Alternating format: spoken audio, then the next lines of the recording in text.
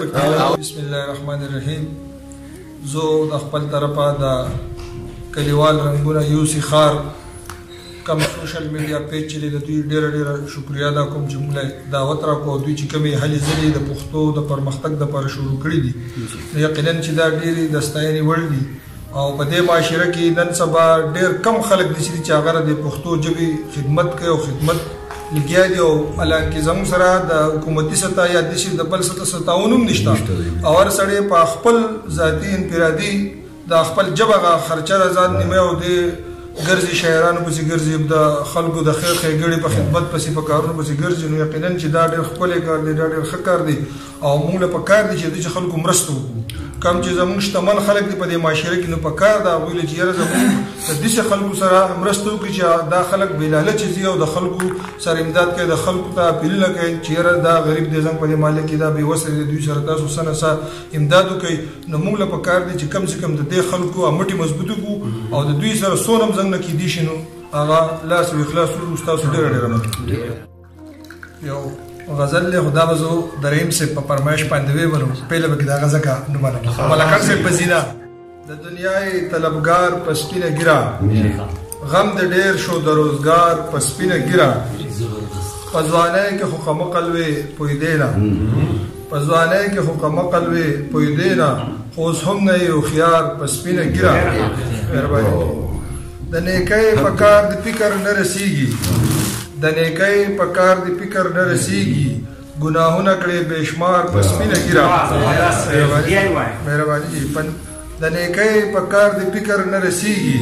ګناهونه کړې بېشمار په سپینه ګیره په ځوانۍ کې د ځوانۍ په نشه مست وې په ځوانۍ کې د ځوانۍ په نشه مست وې لا اوس هم نه یې قلار په سپینه ګیره مهرباني او د خو خلقونه په ډډه ګرځي د خو خلقونه په ډډه ګرځي د شیطان یې تابعدار په سپینه ګیره مهرباني او تا په وخت توبه د بدو نو نکړه تا په وخت توبه د بدو نو نکړه اوس بس شي توبګار په سپینه ګیره مهرباني او زه سحر ډیر ځان پتا باندې حیران یم زه سحر ډیر زیات پتا باندې حیران یم چې تر څو بکړي دا کار په سپینه ګیره.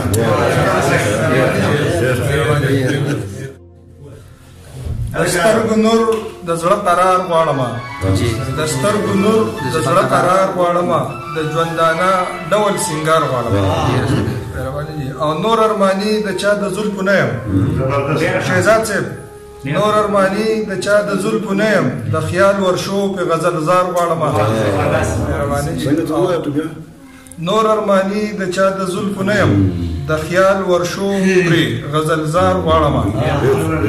او دنیا خو جوړه ده د مینې په نوم دنیا خو جوړه ده د مینې په نوم د نفرت زړونه په ازار غواړم او چې مرګ هم چرته وجلې نشي چې یې مرګ هم چرته وجلې نشي هغه کردار هغه ګفتار غواړم او تل دې آباد وي د یارانو محفل. دا شعر ملکان صاحب تخصصي ډالۍ دی ولې چې د ملکان صاحب په ځای کې څنګه د دویم پروګرام دی بل چا دی چې دغه نه دی کړی دعوت نه دی راکړی نو تل دې آباد وي د یارانو محفل دغه دعا په هر مزار غواړم او ژوند د یو څو ورځو تل دې آباد وي د یارانو محفل تل دې آباد وي د یارانو محفل دغه دعا په هر مزار غواړم او ژوند د یو څو ورځو مېلمه ناصحه ژوند د یو څو ورځو مېلمه ناصحه د ژوند ټپه د 1000 غواړم مهرباني او په ویښه ستا په یاد کې شپه تېره شي په ویښه ستا په یاد کې شپه تېره شي سحر له بیا دغه روزګار دور چې کوم دا ینګسټر د دوی لپاره دا یو څو شعر دي چې